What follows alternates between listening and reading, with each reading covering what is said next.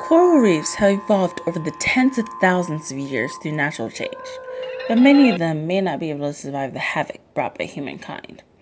As have humans become more interconnected, they've expanded beyond their borders to exploit the environment, causing destruction to these corals. In the Philippines, where coral reef destruction is the worst, over 70% have been destroyed and only 5% can be said to be in good condition. As of now, 10% of the world's coral reefs have been destroyed and the situation only worsens. Large population centers that build near coasts have led to reefs being smothered by silt that is disturbed by construction. Humans have also directly destroyed corals by harmful fishing practices and careless tourism. The warming of the ocean due to the destruction of the ozone layer causes corals to sicken and die. Due to global warming, 1998 was the hottest year in the last 6 centuries, and it was the worst year for coral. The most obvious sign of damaged coral is coral bleaching, which is caused by the warming of the ocean. When the water is too warm, corals will expel the algae living in their tissues, causing the coral to lose their color and turn completely white. All over the world, especially in the Philippines, divers catch fish that live in and around coral reefs and sell them to restaurants in Asia and to pet stores in the United States. This would not be a serious issue if the divers caught the fish carefully with nets and didn't hurt the reefs or take too many fish. But the divers want to satisfy the global demand and benefit economically from catching these large amounts of fish. Fishermen often blow up coral reefs with explosives or use cyanide and then catch all of the stunned fish swimming in the area.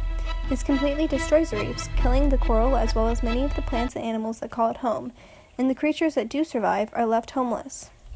Even without these harmful practices, overfishing removes the fish that feed on the algae on the coral, which leads to increased algae growth that smothers the coral and an increase in the number of predators that eat the coral. Coral reefs are very important in many ways, not only to the environment, but to people as well. This is because they can be a form of food as well as medicine. They protect the shores from the impact of waves and storms, and they provide economic benefits to local communities aside from tourism. Environmental protection agencies are beginning to see how important coral is in the environment, as well as the people, and urge people to take certain measures to prevent further coral destruction, or at the very least be more conscientious of how their actions impact the environment. Contrarily, fishing companies have the tendency to disregard the long-term effects of harmful fishing practices because of the immediate profit. They do, however, satisfy the worldwide demand for a variety of fish as well as provide jobs for many people.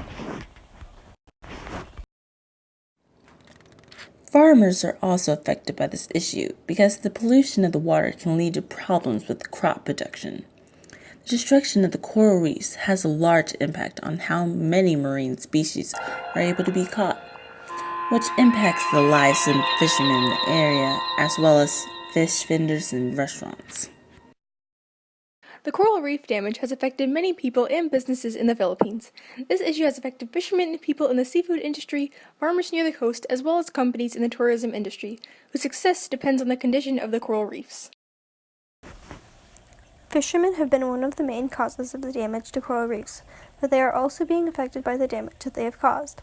Consequently, the seafood industry has also been heavily affected because the constant overfishing gradually decreases the population of marine life.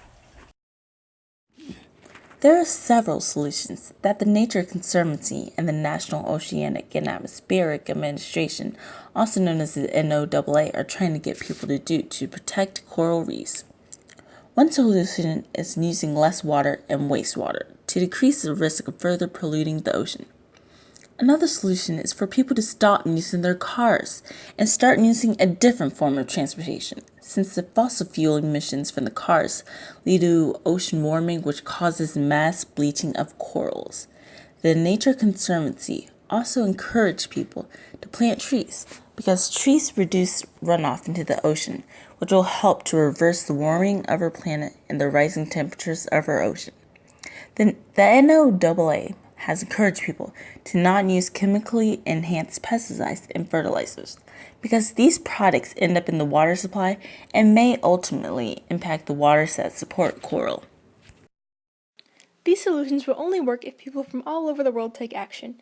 This means that the message that our corals are endangered must be spread around the world using advertisements, videos, and the help from environmental protection agencies like the Nature Conservancy and the NOAA to get the people of the world to help protect coral. There are also ways to help support coral growth. One way that artists such as Jason Taylor have been helping is by creating sculptures that act as artificial habitats for animals that live on the coral, as well as providing a base for coral growth. These sculptures also allow naturally based coral to recuperate by directing tourism towards them and away from natural coral. By using this idea of artificial reefs and modifying it to have less artistic influence, man-made reefs could be placed in major fishing areas where they would provide habitats for the fish and draw harmful fishing away from the coral. Every solution has its negative consequences, no matter how beneficial it is to the coral. For example, while less water usage will reduce the pollution that enters the water, less water being used to irrigate farms could lead to decreased crop production. Although avoiding anchoring ships in your coral reefs will prevent the coral from being damaged, it could possibly cause difficulties in the fishing process because fishermen and sailors will have to anchor their boats further away. More trees in the area will reduce the amount of pollution, but there is a possibility that non-native trees will be planted, which would disrupt the ecosystem. Less pollution from cars will improve the condition of the coral reefs, but few people are likely to contribute because using cars is a part of many people's daily lives.